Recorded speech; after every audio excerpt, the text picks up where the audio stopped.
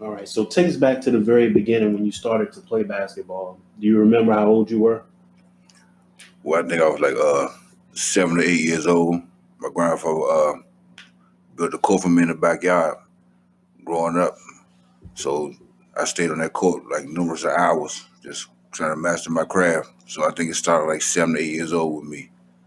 7 to 8. And were you out there playing by yourself, or did you have any family members or brothers or anybody who kind of pushed you along while you were out there out there playing? With me and my friends, I was kind of like, when we couldn't really go to the playground. So, always had the court in the back. So, like, my childhood friends used to be back there. It was a little small alley. So we used to do everything in the alley when we really couldn't go to the playground. We played basketball, football, met freeze tag, but basketball was mainly our main source of just staying active back there. So my childhood friends coming up with me, they stayed back there with me. And I also did numerous hours myself.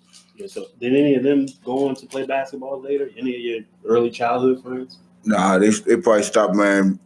Shit, right before high school, man. I think I was the only one really pursued it all the way to my to the status that I made it to. But nah, none of them really stuck with it like I did. And that basketball court, that alley you're talking about, that was in Northwest? Yeah, right there in Northwest Washington, D.C. What street? Sherman Avenue. Oh, okay, so what's that, close to Banneker? No, between Bruce Monroe and Harriet Tubman. Okay. So like Sherman and Irving. Mm-hmm. Sherman and Irving. So after you kind of ventured out of the alley, when you kind of got a little bit older, what courts did you start to play on then? Oh, my recreation center, Bruce Monroe Elementary School, and my recreation center. And so if it wasn't Bruce Monroe, it was Banneker, but majority of it was Bruce Monroe. You went to Bruce Monroe? Yes. And you started there what year? I mean, not what year, but what grade? Oh, shit. Maybe first, maybe. First grade. First grade. So elementary. Elementary all the way through. And did they have basketball? Did they have a basketball team? Yeah, we had a basketball team. When I got there, it was a couple guys before me. They was playing, so I waited my turn to like maybe fourth grade. I probably made the team in like the fourth grade. So my coach Donald Griggs, he was our coach, and we had a good team. All of us, did go to different junior high schools, and a couple of us did still play high school basketball. With Bruce Monroe is definitely where it all started at. So you said fourth grade, so I guess that's the fourth, fifth, sixth grade team? Yeah. So not the seventh and eighth? Back then it stopped at sixth grade. So elementary sixth. So you were one of the younger players. Were you any good when you started elementary? Or? I was coming along, man. I could always shoot. Like I said, I did a lot of hours in my backyard just shooting the ball. So me being a little shooter, and I guess they thought it was cute having a little guy out there go run around and shoot the ball a little bit. I wasn't. I wouldn't think I was to the point where I think I'd be in the future. But nah, I was just starting like any other kid in elementary school. So was that your first experience in organized basketball, or did you play rec ball before that, or kind of at the same time? All at the same time. So Bruce Monroe, we play for the school, where maybe have a school game, and definitely go straight right to the recreation. So I started recreation ball probably maybe 10 and under, maybe 10 and under. So the recreation ball definitely helped gear me to my career, playing with, like you said, my elementary school kids, and just stand on that basketball court with my recreation buddies, man, all day. So I know you play rec ball. You also play Boys and Girls Club? Yeah, I play for number 10 Boys and Girls Club. So we ventured down the street a little bit. We other coaches started to touch bases with us. So I hooked up with number 10 Boys and Girls Club, and also Keeman. So it was kind of like a collaboration, Keeman number 10 type of thing. So Keeman Boys and Girls Club. I just got inducted into the Keeman Basketball Hall of Fame too. Oh, wow, congratulations. Yeah. Did they have a press release or anything? Yeah, the press release. They had a big ceremony. It was like me and like maybe 10 other guys, Dwayne Simpkins, Von Jones. It was a lot of us, man, just got inducted to the Keeman Basketball Hall of Fame. It was a nice event, man. Oh, wow. A lot of people before me who I knew like probably played basketball, but not just knowing the history of like what they really done for the city and for Keeman basketball. Butch McAdams, he was the MC of it. It was a good event. That probably was like maybe 3 or 4 months ago. So with playing rec ball and playing boys and girls club, that was your elementary up until what, your middle school years? Yeah. So your middle school years, you went to Bacchus, right? Yeah, with the Birdie Bacchus. So that was that 7th and 8th grade? 7th, 8th. So by 7th and 8th grade, I'm assuming, I knew of you by, I'm 100% sure by 7th grade. So I guess you were already starting to come around as being one of the top players. Yeah, I think that's when the tables turned. Like I said, coming from elementary school, I was average player, little Greg is what they used to call me. I was a real small little guy. But the going to junior high school in the summer, like you said, playing rec ball and a little bit of boys and girls club ball, came in the number 10, traveling a little bit, like a little circuit team, like with the boys and girls club. Going to my junior high school, the tables have definitely started to turn for me. So, but in junior high school, you were pretty much a really good player. So I'm assuming, who are you playing against that you can kind of remember that also probably went on to play in high school? I played with a lot of the older guys, man. I think it definitely helped me, like my cousin Andre Hall, Vaughn Washington, all those guys went to Cardozo before me, and there's a lot of older guys before them. They used to always like, man, let him play, man. He gonna be good, man. Don't be mad at his mistakes, man. He gonna get it. So learning from a lot of the old guys around my way, man, who can really play, kind of elevated my game too. So at Bacchus, were there any matchups that you kind of remember that you may have went at somebody and he was going back at you? Well, at Bacchus Benzo, like I said, I grew up in Northwest area, so me going to Bacchus, it was kind of like a whole new venture for me, coming from Northwest, going to school all in Northeast. So when I got there, it was already some quality players there, but they never seemed like my brand of play. So playing against other people in junior high school, maybe Tutu and Gary Johnson, Bam. There's a couple guys at Paul, Langdon Park. There was a couple little teams. Rabo had a couple guys, but nothing really stood out to me because at that age I wasn't really looking at. I was just playing basketball raw, so nothing really stuck out to me. Like in junior high school, I got a matchup with this guy. This guy was just playing basketball. So were you flashy at Bacchus, or were you more so just a scorer and a shooter, and the flash came a little bit later? Yeah, I think the flash came a little bit late with me. Like I said, just practicing over time. I could always score the ball. So in Bacchus, I could say I was more of just a scorer and somebody, just bringing a different flavor to that side of town that they didn't see. So you graduate Bacchus, you're a Northwest guy. You wind up going to Cardozo. Did you have any other choices or schools that you may have considered? Not really, because like the older guys in my community, in my neighborhood, they wasn't really trying to hear nothing else but man, you going to Cardozo. So that was my neighborhood school. A couple of my buddies, man, went to Dunbar. They was, man, come down Dunn. But I knew Cardozo was gonna be my next landing spot. Yeah, but Bacchus is a feeder to what school though? The Rhodes? Maybe Coolidge, maybe. Coolidge? Maybe Coolidge. Yeah, I think so, because Thomas Lester. Yeah, Coolidge. Yeah, he came up to Coolidge. Yeah.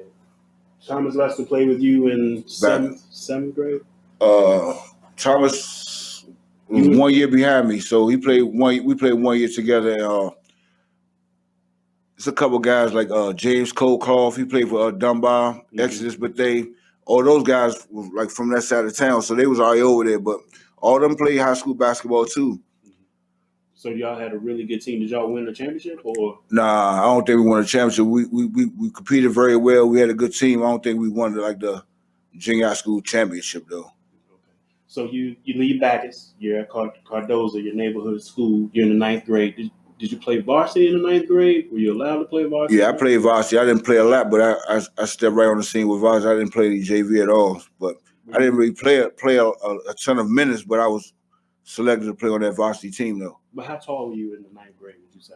Oh man, that was before your growth spurt. Yeah, so, I was still considered as little Greg, so I wasn't nowhere near 6 feet, maybe 5'6", 5'7". It was like when I got to Cardozo, there was a little guy I played for Dunbar named Romeo Roach, and they knew I was an up-and-coming guy. He was already ahead of me, so people always wanted to hear that matchup with Lil Greg playing Lil Rome type of thing. He was a very good player, but that's how they compared us. Because me coming out of going to Cardozo, like I said, I was so small. You were close to Romeo's size? No, I think I was a little taller than Rome. Yeah, Yeah, Ron was a real little guy. But he's much older than you, right? I think I graduated in 93 and he might graduate in 91 maybe. I think so. I think you might be right. Maybe 91. But you played against his brother. Yeah, Lorenzo, I yeah. don't think were they in school together? Maybe 1 year. Okay. So you're at Cardozo, 9th grade, didn't really get much time. What about summer league? Did you ball out in summer league in the 9th grade? Or? Yeah, I played a lot of summer league. We played the Murray Summer League and Jello Summer League, so that gave me an opportunity to showcase some of my skills and continue to play like outside in my yard and at different recreation centers, and people hearing me about coming get on this AAU circuit team and just playing different. Mr. Bates had a little traveling team, Executive 3 back in the day, so I was a part of that team too.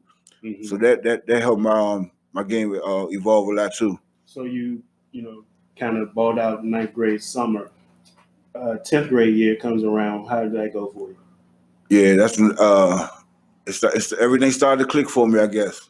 The 10th grade year, I played a lot, and it was. I think, like I said, the table was really turning. Like the buzz was really getting out there. Like Cardozo has a good team up on the hill. Mm-hmm. So everything, it was like a slow process. Everything, like anything else in life, and a lot of kids, they try to jump the gun, but basketball, it's a slow process. It don't happen overnight. So as I progressed from elementary to junior high to high school, everything was a slow process. But 11th grade, that's when everything really turned the corner. We're at 10th grade right now. Was 10th grade was that your best Cardozo team during your high school career? Or would you say team? Like team. Yeah, like would you say 10th grade or would you say that 11th grade team with Nah, I gotta go with the 11th grade team. 11th grade team was better. Yeah, because I think 10th grade had a lot of seniors on it. Yeah, I gotta go with 11th grade team. Okay. And not to knock down my homeboys, but they was tall, but the skill set wasn't like my 11th grade team. Mm-hmm. Like we really had people that played their position and skill sets, and everybody wasn't really looking out the score. We had guys who really were, man, I'm out here to get you open. I'm going to set a pick for you, man. I got all the rebounds. It was a better team my 11th grade year. So 11th grade was the best team during your high school career. Right. All right, so now you, in the 10th grade, you start getting maybe not a little bit of time, you start playing more. So now you're in the summer of the 10th grade, I'm assuming. Is this when you start playing Herbo? Or did you play prior to? I was probably maybe still in the junior division of Herbo, though. In the 10th grade summer. Right, 10th grade summer. Okay. So you balled out junior Herbo. You played youth games? Yeah. Your youth games team was really good, right? Right. You remember anybody on that team with you? The youth games? Me, Pep Tyson, Victor Page, Milo Brooks, Mario Miller. We had a good travel team. We went over to Florida. We lost to Jerry Stackhouse and them team, and maybe the Elite 8, maybe something like that. Mm-hmm. So that was really my first experience of really travel basketball and youth games. Yeah, seeing other people from other states and seeing what they had. Man, the big guards, faster guards. That was my real first experience of really seeing the basketball game global, not just recreation and everything in close proximity to me. Mm-hmm. So now you come back from the youth games, you're heading into your 11th grade year, right? That 11th grade year, though, I think that's the year you and Moochie played, the 1 year y'all played together, right? Right. So Moochie went on to become a future NBA player. I'm pretty sure everybody knows that. Right. But how was that with you being on the come up and him? I think he may have came in second half of that season, or he transferred from Dunbar. Mm-hmm. So we played the whole year together, but it was just a buzz. My 10th grade going to 11th grade, man. This your show is coming up, man. This your team. But it was a blessing in disguise that whatever happened to him at Dunbar, for him to come and support our team and support my movement of what I was doing, helping me make my job easier. So my 11th grade year with Moochie, that 11th grade team, we had bigs, we had guards, we had hustlers, we had jumpers, we had a nice team. So Moochie, prior to him coming over from Dunbar, had you played with him? Did you guys develop a chemistry? Or was it a summertime thing leading into the season? Like, how did you two develop that chemistry as a backcourt? Man, it all happened when he got to Cardozo for real. Because I never really played against Moochie. I heard about him coming up, mm-hmm. and the funny thing about it, me playing against Moochie, my first time playing against him, it was what we used to do in recreation called hot shot. like little 3-on-3 tournament, Mm-hmm. little spot shooting, little tournament games and stuff. So it was him, Ricardo, Waterhead, I think Rome, and maybe Rome or James Bird. They had their little team, and we had our little team uptown. The game took place at Banneker. Mm-hmm. So that was my first time really seeing him myself, and I knew they said he was coming to Cadoza. I was just excited and hoping that can really happen for me. But going back to that time, he had that same kind of buzz that you had on the streets, and you kind of heard of him prior to ever seeing him play. Right. Because that news about him traveled all the way uptown. I'm pretty sure all the way on the other side of the city as well. So when you two got together, I know you had the chemistry, but with him being super talented and being able to handle it, you being super talented, and now I know 11th grade year, you're starting to be a lot more flashier. What were those practices like? Did they split you two? Were you playing on the same team? Did you go at each other? Like, what did that look like? It was a little both. You know, some days Coach Lindsay would put us together, you know, to try to get the chemistry for the team together. But man, sometimes, you know, we'll match up. And like I said, man, he was a tremendous talent. It made me a better person and a better player in my high school year. But we played together because we was trying to get to the bigger picture, just winning games instead of, you know, competing in practice. So it was just us in practice, and we'll mess with each other a little bit, like off the record after practice and lunchtime, just playing with the ball type thing. But we mainly played together. So during your high school career, Dunbar was a powerhouse. So you guys probably ran up against them more than one time, I'm sure during the regular season, maybe during the playoffs. What do you remember most about those Dunbar teams during your high school career? Man, high intensity games, man, and they had the same type of talent that we had. And I think, to be honest, I beat Dunbar one time my whole high school career, maybe my 11th grade year once. So they was nationally ranked and had a good team just like us. And playing down at Dunbar, it was, man, the kitchen got hot. So, you know, you had to bring your game, and vice versa. When they came to us, they just had a boatload of talent. So Dunbar, man, they was our number one nemesis in it, and I really try to knock them off for real. And do you remember who kind of guarded you during those games? Who was it? Nate Langley, Claude Green? Yeah, Nate. Yeah, I would say Nate Langley, Claude Green, Lorenzo Roach. Pep might get on some switches. And I can recall, like, even back like my 10th grade year, me getting a little bit of time, like Deion Murray and all those guys. Yeah. Johnny Rose, they was stacked down there, man. Yeah, Deion Murray was tough. Yeah. Johnny Rose was tough too in high school. So now 11th grade year, Moochie is a senior. He's going off. I think what did you average 11th grade year? 20 plus, I want to say. Yeah, maybe like 27, 28, something like that. In the 11th. So Moochie probably averaged less than you, but he probably averaged more assists. Of course. Yeah. So he goes off. He graduates. Now it's really your show in the 12th grade. Kind of going into that year, do you remember, like, did you prepare differently? Did you work out differently? Did you play a lot more? Like, what was your focus going into your 12th grade year now that Cardozo was going to be your show? Well, it was the same for me because, like, looking back over the years, me didn't take a lot of stuff in basketball really serious. So it was just a regular day. My basketball season covered. I don't think I really worked out harder or did anything different. I had another team, one super teammate left, and I had more teammates coming. So it was no different transition for me. Like, damn, Moochie gone, I have to go lift now. I'm all by myself. I still believed in my teammates that we had, that we was going to try to get something done. So I'm assuming now you're playing senior division because you're headed towards the 12th grade. You're playing senior division at the Urbo? Right. So is this one of those things where the legend of Greg Jones kind of really blew up because now you're, 16, 17 years old, heading into the 12th grade, but you're playing senior division against semi-pros and NBA players. Can you kind of go back and talk about that experience? Man, that was a great experience. Like I said, I was so young still. I was still actually playing the junior division at the Urban Coalition, but I was just lucky to get a double up. I played maybe 8 o'clock game, and I could see my little tail in the bleachers, and I know I got another 1 o'clock game to get a chance to play against, like you said, NBA players, former NBA players, up and coming college players, whatever the case was. But it was just a blessing for me to even, like you said, playing in that environment so young. It definitely gave me the confidence to man, if I could play with these guys, man, nobody in there shouldn't be able to do anything with me. Nowhere clear. Right. So playing in the Herbo definitely boosted my ego, stroked my ego, and got the ball rolling for when my season came. So I think a lot of kids like now today, they don't have that experience of playing up with semi-pros, playing with pros. You had an experience that very few 16, 17-year-olds had before heading into the 12th grade. Now, if you're a 5-star, you basically play against your age group. Right. And if you're in the 11th grade, most top 11th graders, some of them don't even play on the 17U circuit. So I think that, like you said, really prepared you for that 12th grade year. Now you're in your 12th grade year.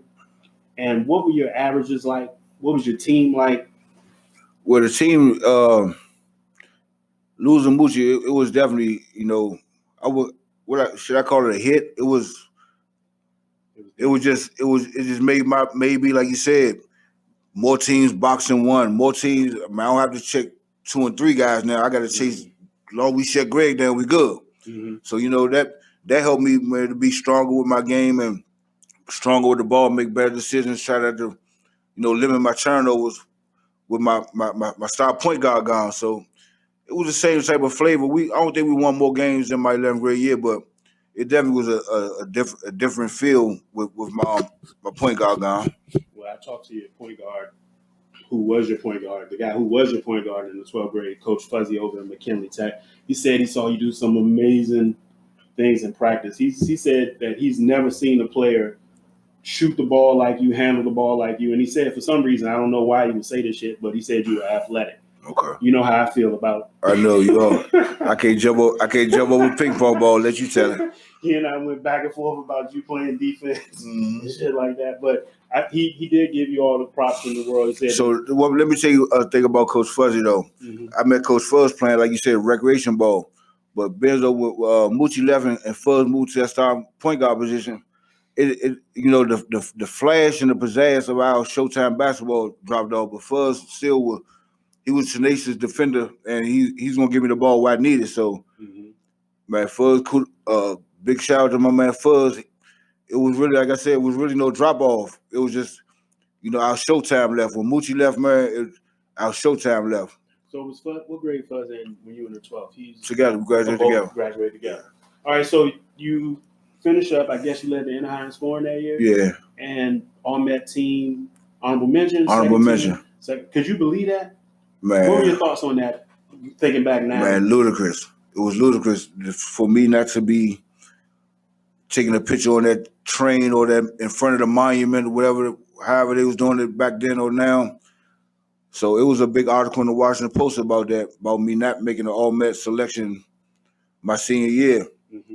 No knock on the guys who made it, but it's like it's no comparison to what my career was to their career in high school and beyond. For them to make that and for me not to make really All-Met like I know I deserve, it was a slap in the face for me. But I rolled the punches with that, and I made what they call "quote unquote" first team. Mm-hmm. But I just didn't make the All-Met selection. So did they have an inner high player on that first team? Do you remember that? Nathan Langley. Nate Langley, okay. Clearly deserve it. Mm-hmm. But some of the other guys, maybe not so much. Man, they went far as, the Catholic schools got involved. So there's a lot of Catholic school guys who strength of schedule. Mm-hmm. I don't think was comparable to us. Like half of those guys wouldn't even win 7 games in Anaheim. I know for sure. That's the Anaheim back then. Yeah. So a lot of those guys, made it, and there's a couple guys. I don't know if they went off record. I know we was over 500. I don't know if they went off record or.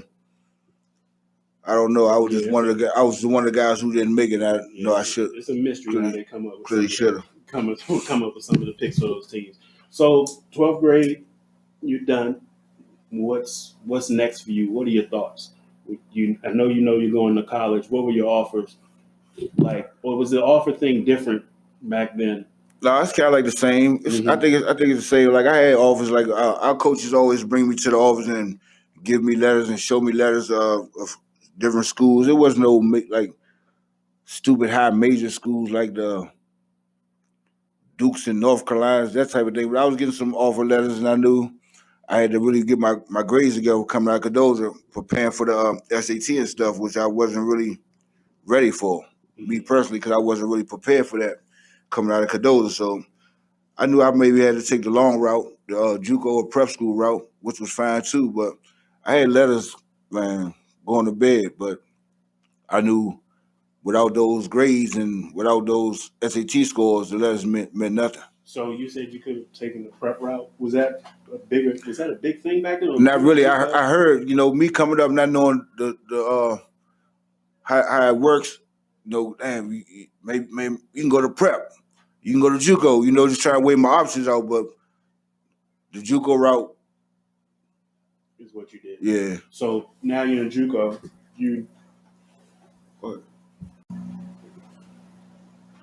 All right, so you head off to JUCO. You decide to go to JUCO. Where was your first stop? Jacksonville, Texas, man, was my first stop. Mr. Bates, like I said, one of my AU coaches, he started making a lot of calls, getting a lot of DC kids opportunities to pursue their dream. So he called a coach down in Texas for me. Me, Tutu. It's so funny, and it was a blessing too. At the same time that I was able to go all the way to Texas with like 6 people who I knew at the same school. Mm-hmm. So all this went down to Jacksonville, Texas. That was my first stop, and leaving DC by myself, away from my family, just with my friends there. But I'm on another side of the world now. So it's you, Tutu. Who else is down there? Preston Rucker, Troy Wilkins, Lamont Gundy, Keith Williams. What's Keith's last name? Keith Matthews. He with the Virginia Tech. All this went to D1s out of Jacksonville. But so what was that team like before you guys got down there? Was it any good, or was it something where you guys went down there immediate playing time? No, I think we turned that little place around, man. Because I know I can't really speak on what was before me, but I know when I got there, man, everybody in that little place, Jacksonville, probably held like 300 people, maybe 500 people in the whole little place. But man, everybody was at the game, and the DC buzz, man, them DC guys down here, the buzz was crazy. Mm-hmm. So I know when I got there, I can't really speak before me what was going on at Jacksonville, but we had that place jumping, man. And I forgot my little point guard, no way I can forget him, little Melvin Roberts, my little point guard. I had some fun down there. Yeah. All those DC people in Texas, I'm pretty sure y'all hung tight. Man, hung tight, man. Did everything together: lunch, school, class, practice, club. Man, shot dice. Man, played out go-go music in the dorm rooms. Had fun. On Fridays, like we back home in the go-go. So, did you know Tu before you went down there? Yeah, man. I knew Tu. I'm 35 years of my life. So what about T-Roy then? Did you know T-Roy? Just from high school, Cadoza versus HD type of games like that. Mm-hmm. Yeah. So you guys are down in Texas, and I'm assuming you started at the 2, right? Who was the one? Who started at the 1? Troy, T-Roy, Troy Wilkins. So that backcourt was snatching people left and right too. So what was that chemistry like playing with? Because he's from DC, I'm pretty sure you knew what you could do. Man, the chemistry with me and T-Roy, man, and like for me, he like Kurt Smith always tell me and tell everybody, I told that boy that's my son. T-Roy was like one of those figures to me too, because it be times I'd be out there trying to have my DC lifestyle wilding out. He kept me humble, like man, I don't do it that way, or man, make the extra pass, or man, come on, get your ass up, let's go to class. So T-Roy was very he was very important to me down there at school too, man. So that first year at JUCO, do you remember what your averages were? Man, it wasn't nothing really crazy because for real, I started, but I shared time with Lamont Gundy and Preston Rucker. Lamont Gundy, he was at one of these Maryland schools, and Preston Rucker, he was at Canterbury. He averaged like 35 his career in Canterbury. So we had talent in there, so it wasn't really all about me going in there scoring a lot of points. We had a good team. Man, the practice was very intense, man, and I learned a lot from those guys. So you're in Texas, and JUCO is really big in Texas. Man, it was retarded big, man. I'm talking about everybody going D1s from there, man. You got D1 scouts at your game, man. And I think you can quote me on this, and I know my year that Texas was the hotbed for JUCOs that year, like the biggest. Like people always say, Florida got this and Texas got this. I know my years in JUCO, it was the hotbed of Division I talent. So when you're in Texas and JUCO is so big, like do you remember playing against any future pros, any future college All-Americans that may have moved on from JUCO that became? I wouldn't say to the point of future All-American and all that type of stuff, but it was just so many people. Man, you had to compete with every night, like the Ruben Pattersons. Ruben Patterson was a pro. Yeah, but I can't go. I can't go too far though, bro. That's what I'm saying. Yeah, I can get the Ruben, but it was so many people that went to high D1 major schools that they wasn't All-American or didn't make the league. Like I could look at myself and say I was a pro, but I didn't make the pro, so I can't say I was a pro. Yeah, you just saying. It was just so many, man. The talent was crazy, man. So it was, you would compare, because you later played Division I. You would compare JUCO and say where you played in JUCO was definitely on a D1 level. Exactly. Yeah. So freshman year at JUCO, did you start getting any interest from schools, or was it more after your second year? Or no, maybe my second year, because after Troy and them left, it was me, Tutu, Melvin Roberts. We had a nice team. A couple guys still from our area. But that second year at JUCO, that's when, like I said, the table switched. NC State coming to practice, and they right there. Syracuse calling it. We had a little payphone in our little lounge, but it was our little payphone to call home or whatever. But the scouts just also call that phone too. So we's always, man, ling ling ling ling, man.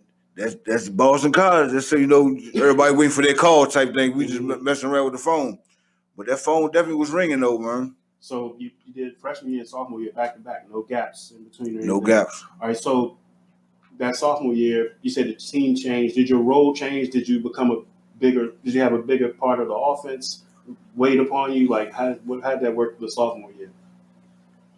Yeah, because the jury was out that I can play. So coming up against other coaches, man, it was the Fox scope was on me. So like they gave opportunities for like you said, Melvin, Tutu, and a couple other guys to also get their shine on, because I had so much spotlight on me. So the jury definitely was out my second year at JUCO. So any championships down there while you were in Jacksonville? Or? Man, the furthest we went to that, we went to the Elite Eight, and I think we lost to San Jack. Anybody from home on the San Jack team? Big Dink Peters, Michael Lloyd from Baltimore. Yeah, that's what I'm saying. It was stacked like that. We lost some at Waco, Texas, Baylor University. Scouts, man, all across the whole front line of the whole gym, man. Which Elite Eight at the JUCO. So that's the furthest I went as far as that. So sophomore year, I'm pretty sure you started getting a lot of interest from colleges.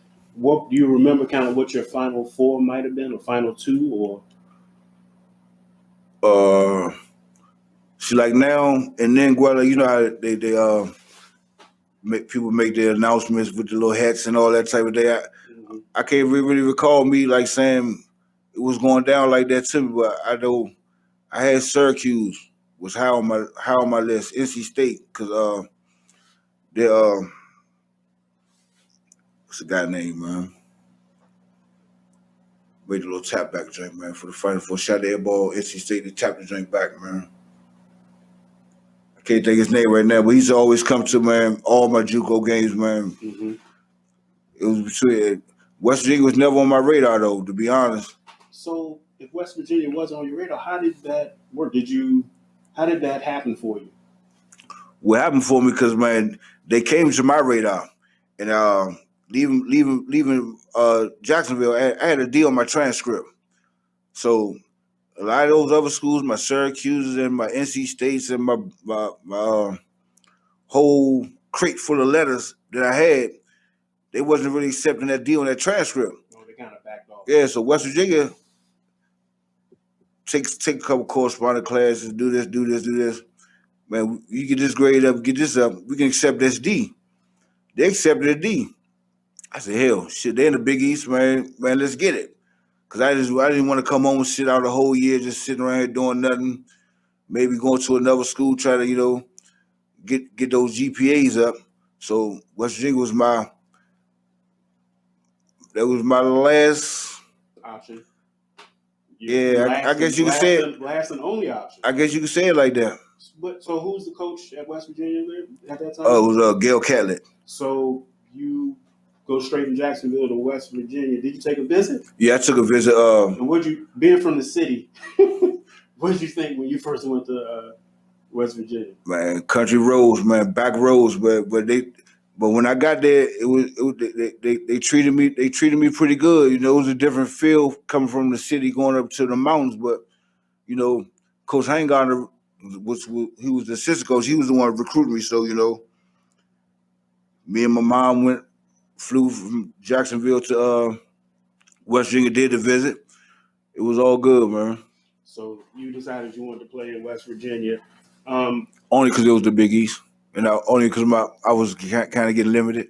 But Big East basketball big back then, though. It was so being as though they accepted that D and it was in the Big East, man, it was kind of like a no-brainer.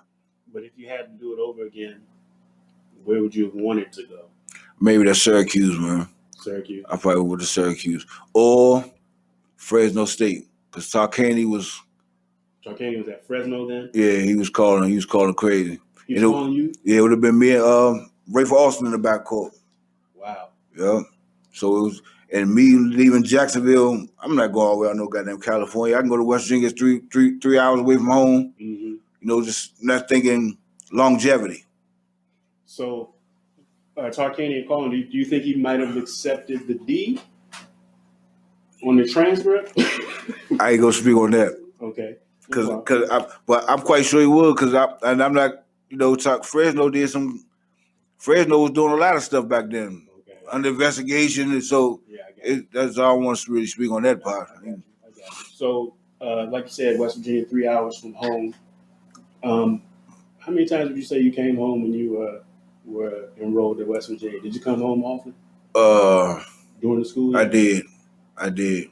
I was coming home, I wouldn't say every week, but out of during the year, I wasn't really coming home during the season. But summertime, I'll come home, or I stay. I was actually staying up there for summer school, but I was still coming home. Mm-hmm. So it wasn't like I was here every week, and people could see me every week. But I came home enough to see my family and get another clear mind, just to get my thoughts right to get back up in the mountains. So I came home. And speaking of family, were your family able to come down because it was so close? Were they able to come to a lot of the games? My family and friends never missed a home game, man. So that was a pro for me to stay home too. So it was good. I always got a chance to see the family.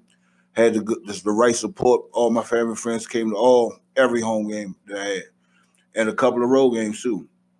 So the transition between Jacksonville and West Virginia, now you're headed to play D1. Did you do anything different that summer?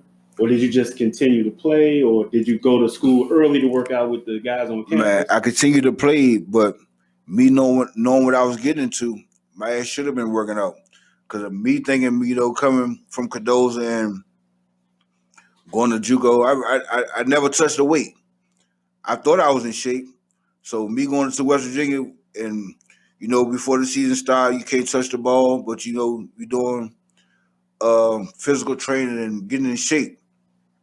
So that's something that year going into West Virginia, I should have did something different, but I didn't. But I realized it was a whole different monster. It was a whole different ball game leaving from JUCO to D1, because they put them trash cans in them corners, and I use them, man, spitting up everything, thinking I'm in shape.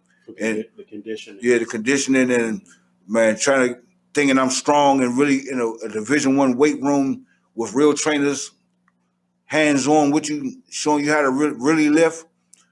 That was big transition. Did you gain muscle? Because it looked like, I think I saw your bio, it looked like you were up to 205. at West Virginia? Was that muscle or? Nah, see, I think it definitely was muscle. And me like going to West Virginia, I never was really a 2 foot jumper. So me going to West Virginia working on parts I never worked on, I could actually dunk off 2 feet. So it definitely was muscle. I was considering myself, I was a big strong guy. Mhm. I was a big strong guy, so I wasn't like a flabby guy. I can take my shirt off, and it was presentable. So you're a junior now at West Virginia. First year, what was your playing time like? Were you happy after that first year? Did you think about transferring? Like, take me back to that that first year at West Virginia. First year at West Virginia for me was a nightmare. So me coming, like you said, never really been in a situation of a coach really having his hands all into your whole career and do it this way or it's no way. So it was a tough adjustment for me. So my first year I really didn't play a lot of ball at all, and going through a whole new lifestyle of up there practicing, going to school, Mm-hmm. practicing my ass off, but not really getting results in the game. So the coach, he was like one of the coaches, if you don't do it this way, you're not playing, Jones, flat out. If you gotta dribble more than 3 times to make your crossover happen, you're not playing. So he just had this way of coaching, and I had my way of like really handling it. So never really had a situation where I had to really face that adversity. I really didn't know how to handle it. So he have his shoulders shrug, and I had mine shrug. So my first year really didn't work out at all at West Virginia. So, did you think about because college basketball transfers now are they're just almost 800 of them, I guess, a year. But was that something back in the 90s that you considered, or did Man, I you definitely thought about transferring. Man, I talked to my mom. We had a long talk, man, because I was to the point like, damn, what am I here for? I'm on scholarship to play basketball, but I'm not really showing my skills. I'm seeing guys at these different colleges who couldn't hold my jock strap from a mile away, and they're getting all the playing time in the world, and I'm just up here just sitting on the bench watching other people play. So I had a long talk with my mom. I was ready to transfer to Virginia Union, to a Division II, and just crack everything. Just crack, man. I'm gonna go there and average 50. They're gonna see what I got. They're gonna see what I have to offer. But other than the basketball situation, my first year West Virginia was good to me. So you said you wanted to go to Virginia Union. What? Any particular reason why Union, or did they recruit you, or? Nah, it was just it was HBCU school, and I heard just stories about Virginia Union, like people come from Virginia Union and actually still getting a chance to play professional basketball. Mm-hmm. So that was just one who came across my mind. Just Virginia Union might be my next stop. So I talked to my mom. She said, "Man, we're not gonna quit on them. We're just gonna stay where we at." And I stayed at West Virginia, and it kind of worked out better for me my second year. So going back just real quick to the tension between you and the head coach, did he ask you to play a particular role on the team and you kind of pushed back, or was it you just weren't clear of your role, or he wanted you to change? I think it was my style of play. Mm-hmm. He was more of an old school coach. He was roommates with Rob Thorne and Jerry West. Went to West Virginia, so he was more of an old school basketball coach. So if it's not the way, I guess that he grew up on watching players play, it was the wrong way. Mm-hmm. Like he'll flat out tell me to my face, "You guys from DC, New York, think you're so much better than everybody." I guess it was just our style of play, Mm-hmm. how we expressed ourselves with our game, and I don't think he agreed with that. So, but they recruited you. The assistant coach recruited me. Oh, okay. So it was more so the assistant coach. And and Coach Hank Gardner, man, he was not Coach Hank Gardner. Yeah, Coach Hank, he was good, man. And he used to always tell me, because he saw the frustration mounting on me, and he'd pull me to the side. Man, it's gonna be all right. I'm gonna talk to Coach. It's gonna be all right. Because Coach Hank, the assistant coach knew what it was, but Coach Kelly just had so much power in the state of West Virginia that, man, I guess nobody wanted to approach him about the situation. Like even the stands, the people in the stands, the student body, man, put Jones in the game. Everybody knew what it was, but it seemed like he was just sticking to a script of his coaching style. So freshman year, junior year at West Virginia is over. Summertime, you come home. Worked my ass off this time. So what did that look like? So finally now we're getting to you taking it super serious during the off season. What did that look for you? You returned home, you worked out. Who did you work out with? What did you do specifically? Man, we had to run and shoot then. So it was just, hours of more and more hours of basketball and trying to stay injury free. I didn't really have like a trainer or somebody who I worked out with. It was just me, too, Pep, Vic, Black Mo. We warm the coop up and go to the gym, playing knockout, playing one-on-one, just bettering our game. So I just knew it was real, and I knew my junior it had to be a big year for me because the first year was just a waste. So heading into the sophomore year, you put in the work. Your senior year. Sorry, you put in the work. You headed back. Did things change between you and the coach, or did the work show for itself and it got you on the court more so? I don't think the work had anything to do with it. I think it just changed because we had a nice team. Like we started off the season out of non-conference with a hell of a record. But you know when it gets like in the Big East, it gets thick, and the people he has playing is really not performing. So we're not scoring the ball, we're not assisting the ball, we're not really getting good traps. We're not playing up to Mountaineer standards. So I was still didn't start, but I was still somebody who he needed on that team as a spark off the bench. So it was nothing about my game had to really change. It was just about him believing in my skill set and letting me roll. So just a couple of other things about West Virginia. You had a person from the DC area down there with you, junior year or senior year? Both years. And who was that again? Damon Owens. He went to Bowie. Was it Bowie? I think he went to Bowie. Or was it High Point? No, he went to Bowie. Bowie. Okay. So Damon Owens is down there. Did he have? What was that like? Was he more so within the coach's favor, or did he kind of have to work hard to get on the court too, or what did that look like? No, I don't think he didn't. Did he come from JUCO, or was he? He went straight. I'm going to tell you. So when Damien went there, they was in Atlantic 10. So he's definitely a hard worker. So anything that he got, he deserved. He was a hard worker, but he just like the Cisco coach. He saw the frustration in me, but man, he was just like a big brother to me, man. Man, stay with me, man. It's gonna get better, So it just felt that the chips just felt that way. So you two still tight? You still talk to him? Yeah, we had the same birthday, man. Same day, man. So we always touch bases. Like man. I talk to all my old teammates all the time, man. If it's via phone, via Facebook message, group chats or whatever, man. Everybody still tight and cool. So you now you're in your senior year. You're playing. You're getting time. You're playing in the Big East. Can you remember some of the players who were really, really standing out in the Big East during that time?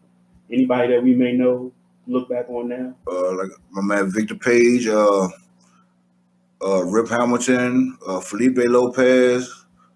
What's the guy? Vontigo Cummins out of Pittsburgh. It was the Big East, and all those guys got drafted. So it was the Big East was flooded at that time, man. So you were naming some of the players who you played against in the Big East. Were there any other players that you kind of can remember that may have went on to become pros or? Villanova had what's the big dude's name, man? With Khalil Alameen, Rip Hamilton, Von Siegel. Connecticut, right? Yeah, UConn. Okay. What's the dude from Villanova, the big dude, dark skin, played in the league for a minute. Tim Thomas. Okay. Tim Thomas. That year, a lot of people got drafted, man. Vontigo Cummins in Pittsburgh. All those guys made the league, man. So you played Fosco.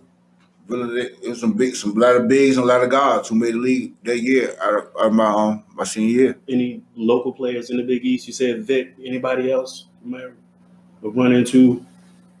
Anybody in Pittsburgh from the area that year? Nah, my man, little Kevin Norris was at Miami. Oh, okay. Little Kevin Stink. North, yeah. I think he's an assistant coach now. Yeah. Yeah. So you finished, well, not finished up, but you're getting playing time, playing in the Big East. Any highlights for you during that senior year playing when you got time? Man, my highlights, man, one of our starters went down. I started 5 games straight. So that was the highlight. That was my highlight, man. I probably averaged like close to 20 points in 5 games against all high quality teams. UConn was ranked in the top 5. We knocked them off in West Virginia. Had like 20 something that game. St. John's was ranked in the top 10. We knocked them off twice. No, I'm sorry. They beat us in St. John's. We beat them in West Virginia because Ron Artest went crazy on us in St. John's. So I had a 5-game run where Dickie V and Bill Rafferty, they was calling the old boy name. But even though I was the better for that team, fitted as a 6-man Spock off the bench.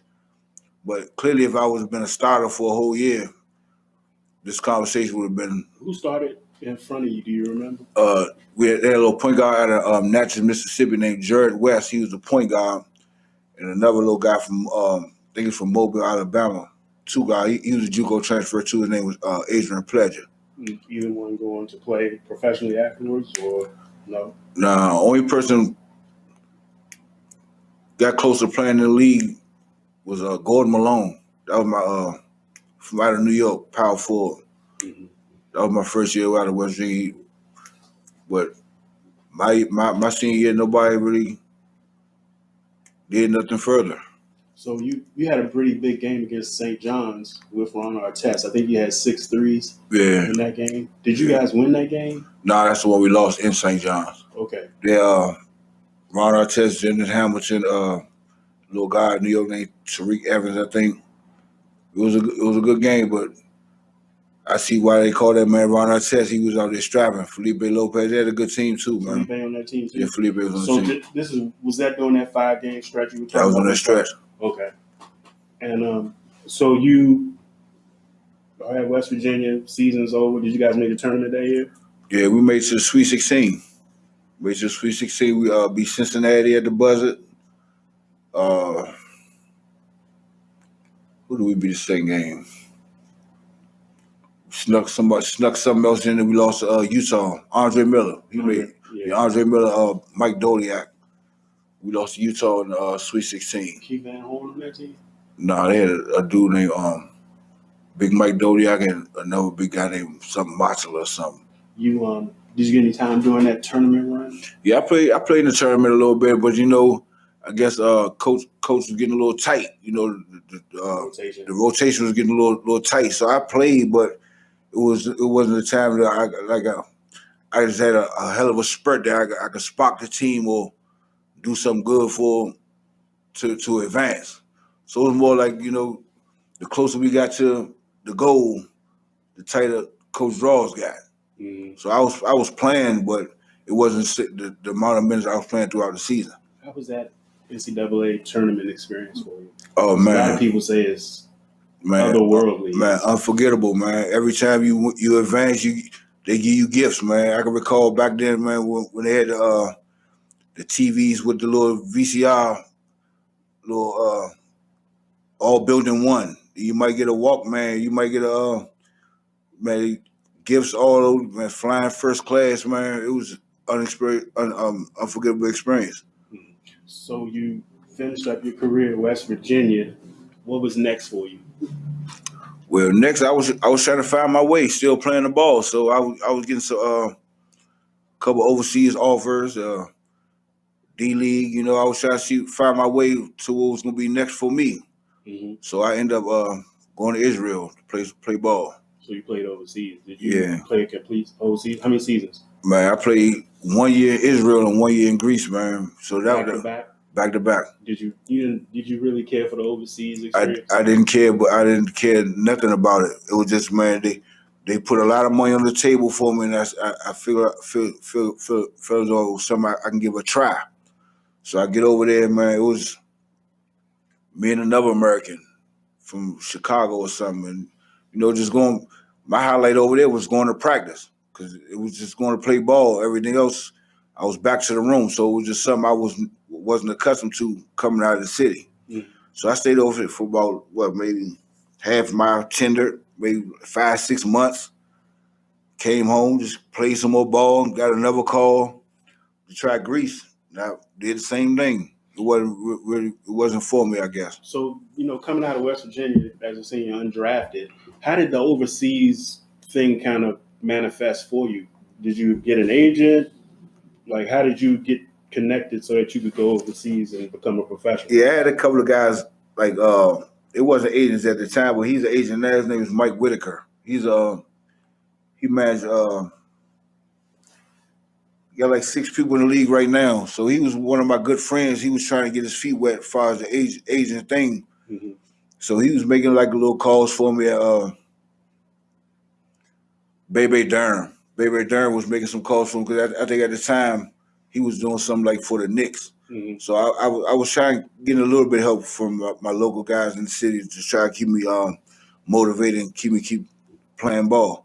And so as far as overseas, I know you didn't really care for the experience, but like what did they use to kind of sell you overseas? Did they use your college? Did they use anything else? Did they use your JUCO? Did they use West Virginia? Because you said you didn't really play much first year West Virginia, second year West Virginia you did play. Did they use that as your highlight tape? Yeah, the highlight tape was basically footage Mm-hmm. and word of mouth of I guess other coaches, reaching out to other coaches, asking about my character and how do I play, and it was basically just at that time putting a full tape together to show the overseas scouts or coaches what exactly what they need. They need a score, they need a distributor, whatever the team needed at the time. Mm-hmm. So I was fortunate. Those 2 teams was looking for some scores, man. They treated me good over there, man. They actually love me over there, man. When I sit back and think of all the team loved me, the coaches, it was good. Were you able to play your style of basketball? Man, they didn't stop me from doing nothing over there. So you're playing your style of basketball, you're getting paid to do it, but you were that homesick? Man, I was waiting for that phone to ring. Anybody could have called me. I was wondering what they were doing at home, man. Mm-hmm. I was over there, man. I was happy on, like I said, just going to practice the basketball aspect of being overseas, but the lifestyle over there, like after practice, it was nothing for me to do. I wasn't driving. I couldn't drive a stick. Players, had other lives over there living, so I was just grounded basically in my room. So you come back home after Israel and Greece, and then what was next for you? Because now you have pro experience. Yeah, I put my name in the D League draft, man. So I got selected in the draft in the D League. I think back then it was only like 8 D League teams, so it was like only 80 jobs in over. And so you played in the D League, which is now the G League, but right. Was the D League kind of just starting when you did this, or had it been already organized? I think it was like a year or 2 in going. Okay. Like now, it's so many teams right now.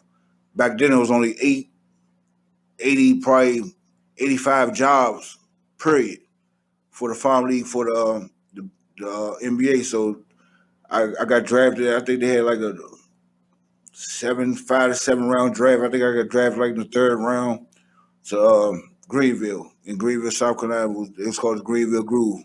Mm-hmm. Me and Big Cam Live, one of my guys from there played for Temple. We was down there together. But we had a lot of people like Lawrence Moten, Lawrence Moten, my man Jason Williams, he went to Radford. All of us, we went down there together. Even though I got drafted, it was still like on a trial stance. So I was one of the lucky ones not to get that call in the office to say go home. So did you enjoy that experience? How was the D League for you? Like, did you see yourself possibly taking the next step to the NBA? Or? Man, that was my dream. I left from overseas, man. I can come to the D League and make way less money, but have better opportunities to get to my goal. Mm-hmm. So it was good, but every I'm gonna say out of the week, every 2 days out of the week, you got somebody from the NBA or somebody from overseas who was established coming to get your job. Mm-hmm. So it was definitely a grind. It was nothing given. But you in practice, it's a guy coming in with 5 suitcases ready to come and get that spot. What was the pay like? Were you happy with the pay? So back then it was like an A, B, and C scale. C scale was like fresh out of college. B scale was like overseas, and A scale was like NBA experience. So I was on the B scale. Were you happy with the pay? It was You couldn't more compete. than nothing. It was more than nothing. You know, to Mhm. play some basketball, it was my salary from being a million miles away from home. Oh, okay. So the experience of being home, Help. playing in the States, Yeah, it was even though it was less pay. I could watch some football. I can go to some local clubs. I could interact. My cell phone. I didn't have to wait for the big cell phone to ring. I was closer to what I was accustomed to. Mhm. So you're in Greenville, South Carolina. Did you play for only one team in the D League, or did you play for another one, or was that it? How many seasons? I played 1 season at Greenville, 1 year, 1 team. And what happened after that? Were you not productive? Was it not a good fit? Like what happened? I think my candle was starting to burn out then as far as my career. Because I was playing, but I wasn't really doing the extra stuff to work out. And I see other guys, you know, at my same skill and age level, and some people getting calls up that I know they're not better than me, so I'm falling back into the same scenario about my first year of college. And why is he getting this? And I'm not. I know I'm better than him. So it's more of my mental state kind of breaking down at that point. I'm in practice with like a guy might have went to say Kansas. He's getting pushed a little harder than me because he went to Kansas, but I know he's not better than me. So it's the political part. Yeah, it's started getting the BS started to come as far as my basketball career. How old are you at this time? I probably was late 20s. Late 20s. Yeah, I was late 20s. So did you take some time off between West Virginia? Well, you played 1 season in Israel, 1 season in Greece. You take some time off between that and I went to the D League the following year. Okay. The following year, and I came. You know, I was here. My son was being born too, so that took a toll off me too. I wasn't here to see my son born. I'm in the D League, still grinding, chasing my ball. I wasn't here to see my son born, so everything wasn't going my way. So I just came on back on in. So after the D League experience, you kind of said your light was dimming a little. What's next for you? Because your career didn't stop. No, I didn't stop. So at that point in time, you know, the street ball thing was popping real hard. The and 1, the street ball stuff. So I was fiddle-faddling with that a little bit, you know, playing a little street ball, going on tour, doing a little basketball game appearances, and still getting paid for it. Mm-hmm. So that I was doing that for a while. So street ball has kind of been in your life since the very beginning. Yeah. So let's just take some time, because now we're in that part of your career. Let's take some time to kind of focus on that. You've had some games, some high-profile games, one-on-one against an NBA All-Star, Steve Francis. At what point were those games actually played? Had you already been a professional? Was he in the NBA? Nah, those games took place when my first year going to West Virginia. He was in Allegheny in JUCO, on his way to Maryland. So that was that summer before his junior year. Maybe 96. And that was your first year at West Virginia. So your junior year. Yeah. So both of y'all were juniors at the same time? No, he was 1 year behind me. He was on his way to Maryland. Got you. Okay, so you guys, had you known Steve prior to the one-on-one games? Yeah, I knew Steve, coming up playing just, recreation basketball, county basketball, we used to go to the gym, Langley Park. It was a hotbed for basketball. Everybody used to come there and play. So he's one of the guys, he was up and coming. He used to come in there and play at their very known recreation center. Mm-hmm. So Steve, you've known him since he was a little bit younger.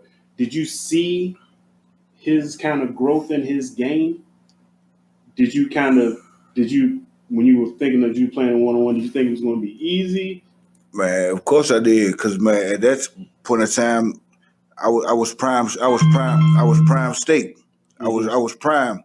So when we played, I didn't think the game was gonna be that competitive, because like I said, I see them coming up and playing at the Kennel League. I knew he was coming. There was no doubt about it, because he was making a name for himself. I knew it was coming, but at that point in my career, I didn't think the one-on-one game would be a tall task for me. So, how did the game come about? Were y'all talking shit to each other? Did somebody set it up? Like, everyone wants to know, how did these two titans collide at this particular time?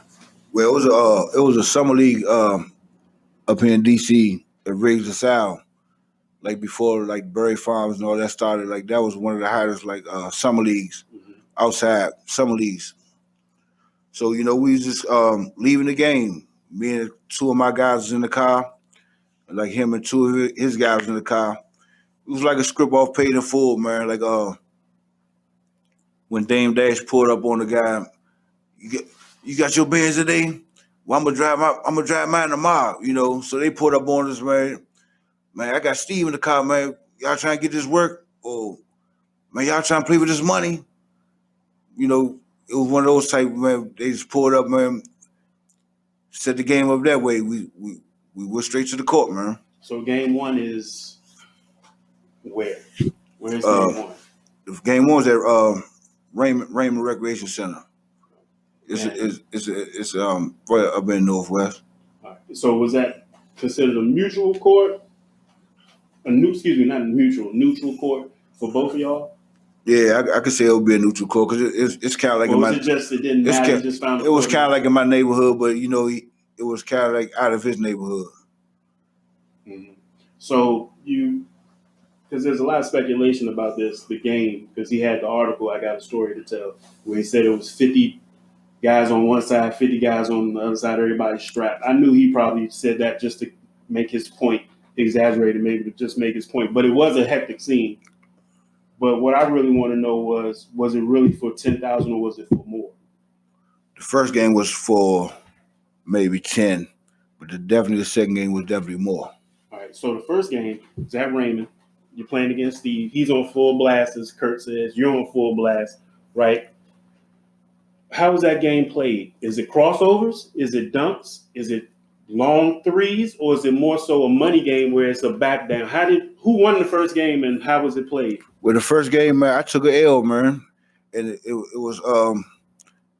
wasn't a flashy game at all. It was a back down game that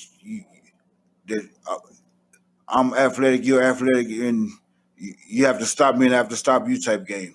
So it was more of a back down game. It was no dunking and no long three balls. It's kind of like a rough off game, Mm-hmm. I'm stronger than you. I'm gonna back you down, and I'm gonna finish. It was one of those type of games. So what was the score of the first game? Oh, he beat the shit out of me, man. I think we went by twos. I think he beat me like 32 to 8. So 32 to 8. So who got ball first? Do you remember? No, I can't recall. So I just wanted, if it was 32 to 8, did he just run off points on you? Yeah. Like you just simply couldn't defend him in the post when him backing you down, or what was it was he just jumping over you? Like what was his? There you have it, right there, man. Like it was mainly like me missing my shots, me not playing my game that I know I'm accustomed to playing. Mm-hmm. I'm more off the back down, man, you too small type game. And he was more off his shit was more off the dribble. Mm-hmm. Like off the dribble, and if he missed, he gonna get the extra rebound type thing. Mm-hmm. So it was one of those games. He just scored in more bunches than I did that game. So his athleticism kind of took him over the top in game one. Game one. So game two was for more money. And to my understanding, you came back, you tied the series. And where was that game played? It was at the same place. Y'all played at Raymond twice. The same place, yeah. All right. So how much time in between? Man, 24 hours. So y'all ran it right back. Man, ASAP, man. For more bread. After that shit hit the wire, man, I was just, like I said, fortunate enough that, man, I was able to keep my legacy going to get a rematch game. Mm-hmm. So he gave you the rematch after he beat the shit out of you by your own words, Right. which he didn't have to because he already won. He runs it back. And what happens in this game? I beat the shit out of him. So what switched in that 24 hours? Did you figure it out? I figured it all out, man. Were you just on? It wasn't about being on. It was just about me playing my game and not playing a rough off game. That was never my style of play of game. Mm-hmm. So my guy just played my game, took him off the dribble, man, scored in bunches like I know I could. So it was just a table that turned now. So did you shoot the three? Did you shoot the elbow? Man, elbow, man, off the dribble, man. Little floaters, man. Boxed out a little harder, man. Played a little harder, man. Just played ball like I knew I'm accustomed to. Because, some people play one-on-one, they don't take jumpers when it's for the money. So that's kind of what I want. You're shooting J's because you're that jumper is that good. Yeah, I'm a J-ball shooter, but it wasn't it was no room for error for me to be shooting at the top of the key, no long balls, and let this man get another opportunity to run his off. So for the money, man, like I played so many money games in my life for some real bread, like some real bread. So I've been in that platform before. So there's no need for me to be shooting no threes and let my opponent get no extra chance to get the ball back. So what was the score of the second game? Man, I think it was like 32-4. So you came back, you beat him. Yeah, like I'm 30. assuming because he's a competitor. Yeah. He wanted that third game. What happened and why did that never happen? It never happened because, man, like you said, the first game, like it was crazy, man. It was like I said, it's like me and three other my boys and only there. But like you said, it was like 50 of him and his boys there. Mm-hmm. So once my guys got the buzz, that's how it went down. Everybody came out to see what was happening. Yeah, the second game. So it just the tension was too thick to come back for the third time. So, but since then, he took the L, you took the L. You two have become really good friends. Right. So, when you're sitting around, and I'm assuming y'all talk shit to each other at some point, what does that sound like? And who gets the last laugh on those conversations? Man, it's me. He called me the OG. I'm the OG, man. I'm older than Steve, so I get the last speak on that right there, man. But we sit down and talk about just basketball and life period, us growing up with our kids right now and just being productive right now. So the game really never comes across my line or his line. We don't really never talk about it because we let other people talk about it. Mm-hmm. And it kind of hurts other people to see us as friends that we are now. You think so? Yeah, I had a scenario, man. We had a celebrity appearance like this summer just coming up. So we walk on the court. Somebody pulled him to the side, and it startled me to hear this, though. But I could believe it because that's a typical DC dude for you. So I go one way. He over there, talking, signing autographs, doing his thing. And he told me, one of the guys, I guess, I don't know if he was at the game or somebody in his circle, man, why you hang with that nigga, man? You beat that nigga one-on-one. Why you hang with that nigga? And how many years ago was that? Man, too many years. That's what I'm saying. That's still people. 10, right? That's still people mentality because they see us so tight and tight together that people look at just want to bring negative shit to the scenario. So he told me that shit like a day or two before because he knew my reaction would have been at that point of time. So I just know, like I said, we're good friends now. Some people love to see it like that, but some people I know, they don't want to see it like that. Maybe they had side bets. Man, them niggas, they lost some bread. Well, whatever the case is, man, that was just something that I heard that I didn't believe, but I can believe. Mm-hmm. So throughout your career, you bumped shoulders and you've been in some monumental DC basketball situations, I would say. So you got the one-on-one game with a future All-Star, you being the legend that you are within DC. But there was a time also where Penny Hardaway came to the Herbo, which is a folklore story that's floating around now. Can you kind of just touch on that as well? Yeah, that was like you said, playing in the Herbo helped my game a lot, and It was just one weekend we was playing against I was playing against Dennis Scott. This one he was playing for the Orlando Magic, man. Mr. Three Ball, knock it down from everywhere. Mm-hmm. It was just a time, man. So I think I caught him on a switch. So I put my little moves on him, man. A couple crossovers around the back, you know, that type of thing. Crowd oohs and ahs. Granted, I think that was one of his games that he probably at least had, and this is no exaggeration, like 15 threes. Like the crowd was in a hell of a frenzy. Every time he shoot the ball, all you hear is whoop. Mm-hmm. But I still got my little shit off. No comparison to what his stats was that day. But I think he just like see a young guy out there with my little handle. So he told me the following week, man, I got somebody for you, man. I got somebody for you, man. The following week, he brought Penny Hardaway to the game, man. So we were just playing, you know, in the warm-up line. The anticipation was very high at the game. Dunbar? Yeah, done by Urban Collision. Overflow. Yeah. Yeah, I just called Penny on the switch, man, and just gave him what he was looking for, man. Gave him everything I had because I knew what I was playing up against, so I knew that was my time to shine. Mm-hmm. So, man, that was just one, like you said, monumental point in my career that follows me forever. So what was it? Crossover, three ball, hands? Man, it was a little bit of everything, man. One play? Only one play? Because it was like a, for real, it was like like probably six up and backs. Mm-hmm. Like I got him with it. The very next play, he ISO'd me or it probably was me, which I had no business checking him, man, because the man was 6'8" anyway. Mm-hmm. He ISO'd me. I think he went around me and man just went baseline on the whole Dunbar. Man, dunked on everybody in the whole gym. Yeah. So, you know, after that, man, you know, the crowd went crazy. Everybody run on the court. I think I had another try at him again the very next play. Just with some dribbling movement, probably missed a shot.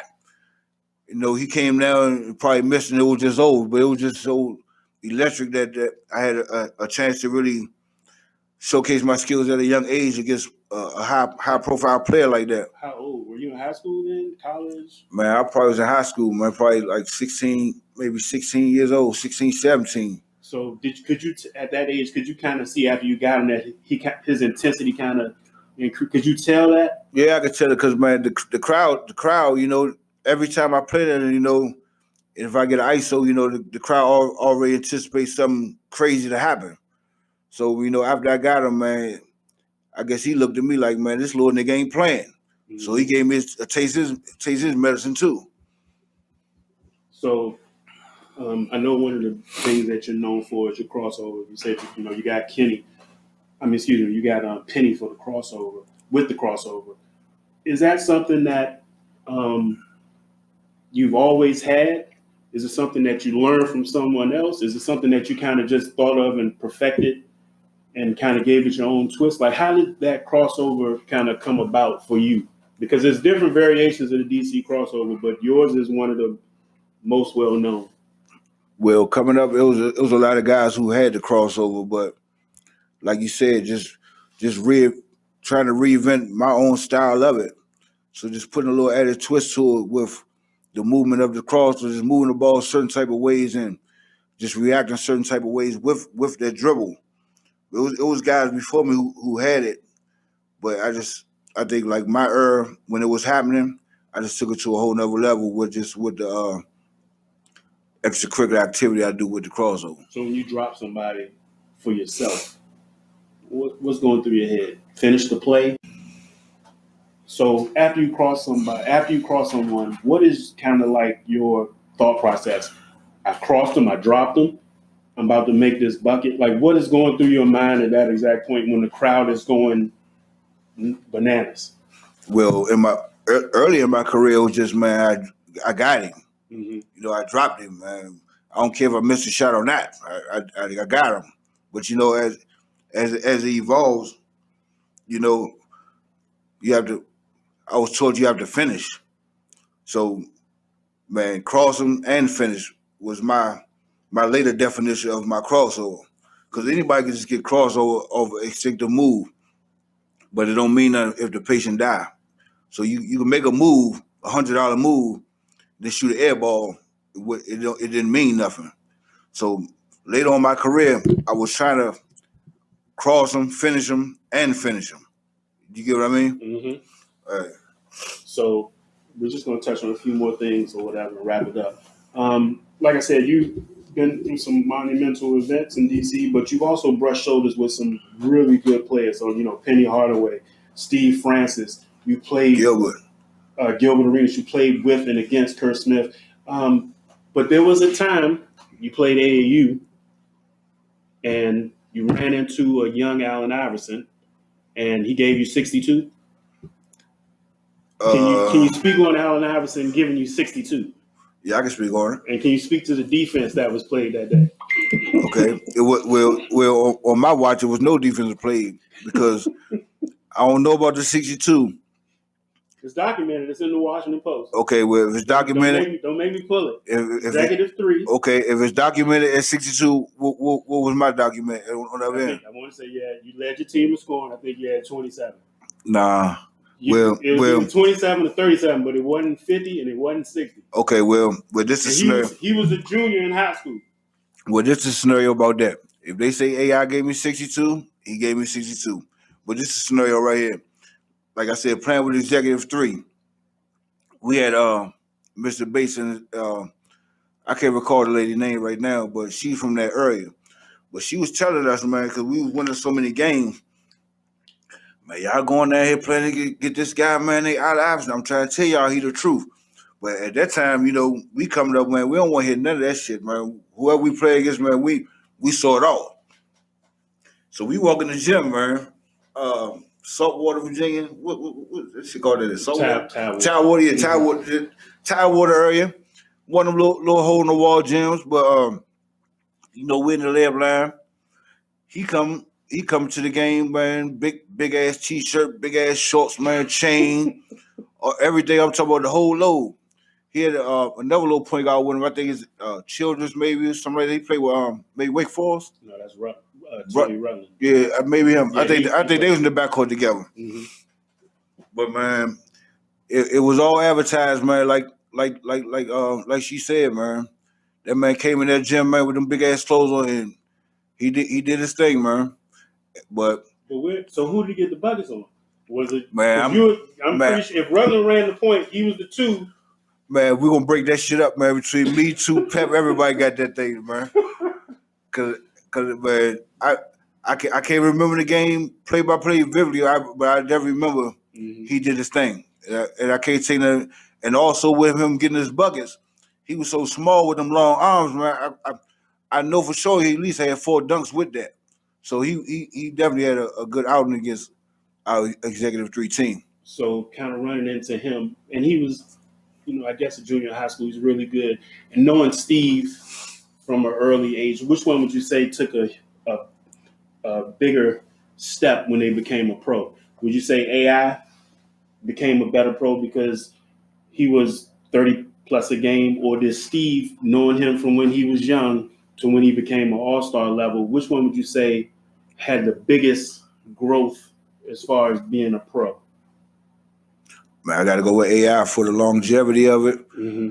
The longevity of it and what he did. Because like I said, man, coming from here, being from here and hearing all the buzz about AI, man, and like the state of mind I was in on my career, and just hearing it, and then going to the Kennedy to see him play one time, and really be like I said, the AAU game from then to playing at the Kennedy was 2 different AIs. Mm-hmm. He was raw then, but going to Georgetown, shit was real. Yeah. So now I got to go with AI off that, just the longevity of it. But on the flip side of that, you can't take nothing away from Steve because the shit he had to go through to even get to the point he's at in the league. So everybody has a story, man. Like everybody take a short route. Some people take a long route, man. But both of them was just blessed to make it to the NBA, a dream that a lot of people couldn't get. So we're about to wrap up soon, but I kind of want to go back to your street ball career, which was kind of towards the end. Any regrets about that era, that and one era when it became more so entertainment than it was actual natural basketball? Or did you kind of try to maintain it being instinctive in basketball as opposed to being, choreographed and No, I didn't have no regrets with the street ball aspect of it because, like, I was invited numerous of times to come to the AN1 office to be a part of that movement, but it was just how AN1 was doing things, like letting players select who should make the team type thing. Mhm. I wasn't ever with that. Like, you're not gonna get me on national TV and say I'm gonna pick him over you because that's my homie type shit. But they had two players from the area. You didn't think Lonnie and Shaq? Well deserved. Well deserved. No, But I mean as far as being able to select, or were they not as part of the selection process? You don't think they would have? I mean, I'm pretty sure Lonnie and Shaq would have vouch for you. Yeah, Yeah. like Nah, but like watching the show, they was never, they do the open run type thing, mhm. and everybody, but when I watched the shit, it was always, man, like Escalade and Half Man. They like making the OG decisions about who should it be. I got you.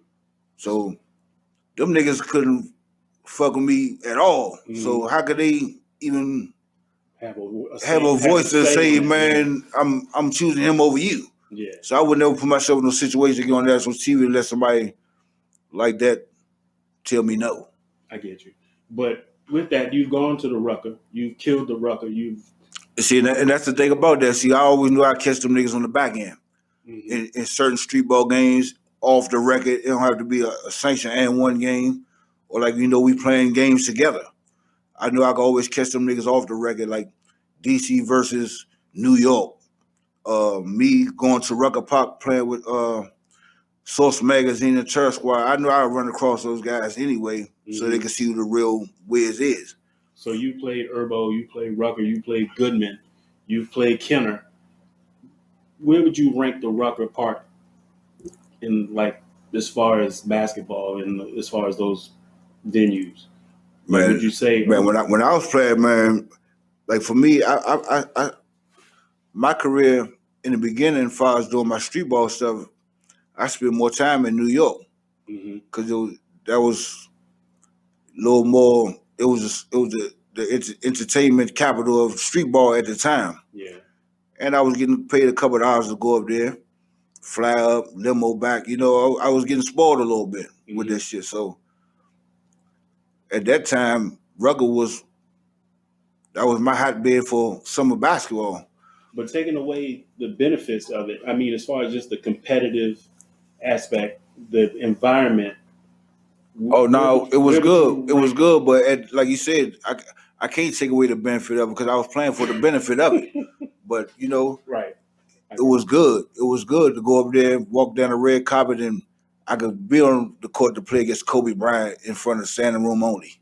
Yeah. I could play against Bone Collector in the future in front of standing room only, but taking my show on the road. So a lot of players could play where they're comfortable at certain venues. If you can't take your show on the road in front of standing room only, you ain't really doing nothing. You mentioned the Bone Collector. You faced Bone Collector first up there, or when he first came down here? Man, when he came down here, he put on the show. Yeah, he was fucking people up. Yeah, he put on the show. That was not you. Yeah, that was my first introduction of him. Like the caught by surprise about the AI shit. Same scenario. Like, man, not saying that he's as good as AI. Yeah, no. He was good for what he did. Yeah, no. I was just giving you a scenario like us as what we was doing in our circle, not really respecting nobody else. Mm-hmm. So like when AI came in there and did that to us, we on the ride home like, God damn. Yeah. And like the same thing when Bone Collector came down, did his thing, and Future came down up New York, from up UDC and did his thing. You realize, you ain't only went out here playing ball. You got to keep your shit tight. Yeah. So, we've gone through almost every aspect of your career, from the backyard and the alley all the way up to the end of your career, which is the street ball. If you could change anything in your career, what would it be, and at what point would it be? Maybe I'll change, try to make a better selection of my college I selected, and really let me go back a little further than that. Because no knock on Cadoz, I love my school. But just preparing myself for the long haul of being a student athlete. That's the only thing I So what changed. does that mean for you? Does that mean you don't go to Cardozo? Does that mean you go to Cardozo, you take it more seriously? Man, I think Cadoz was already set in stone. Just, man, being prepared for the next level. The next step. Even though I can't put it all on myself, or like other athletes shouldn't put on themselves, just making the right choice of where you want your career to go. Because just because, people take the long route and go to JUCO and go to this school and go to school, you ain't no dumb motherfucker. But if you're not prepared for something, like if you just taking regular correspondence classes and elective classes and never took an SAT, you gonna look like a damn fool. So just make sure you go to what fits you. And the last thing, you had a great career, a great run. I mean, you're someone who's been great or really good at basketball since you were in middle school, right? All the way up through college, semi-professional basketball, played overseas.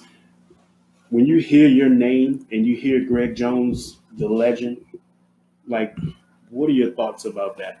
Knowing where you've come from, where you've gone, what you've done, like, how do you feel about that title?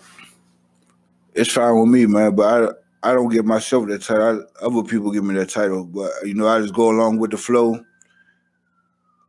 I appreciate it, but I don't call myself a legend. Other people do it, so it's fine.